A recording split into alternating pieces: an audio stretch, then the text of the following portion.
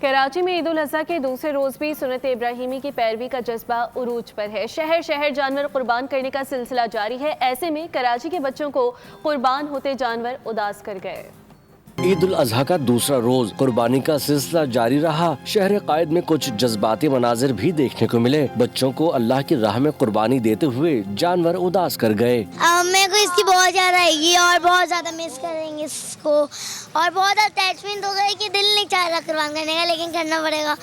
اور ابھی شیر قربان ہوگا، باقی کے کل ہوں گے۔ مجھے بہت برا لگا، میری گائیں کٹ گئی اور مجھے بہت اس سے اٹیچمنٹ ہو گئی تھی اور میرا بالکل دل نہیں چاہ رہا تھا اس کو قربان کرنے کا، لیکن کرنا پڑا اسے ذبح۔ قربانی کا گوشت تقسیم کرنے والے کہتے ہیں کسی کے گھر گوشت پک جائے اس سے بڑی عید کوئی نہیں۔ یہ سنت ابراہیمی ہے اور اللہ کا شکر ہے، اللہ تعالیٰ جس کو استاد دے، ہمت دے، اس کو چاہیے کہ وہ قربانی کرے اور حقداروں تک اس کا گوشت بھی پہنچا دے۔ یہی آپ کی دعوتیں ہیں، یہی آپ کی باربیکیوز ہیں۔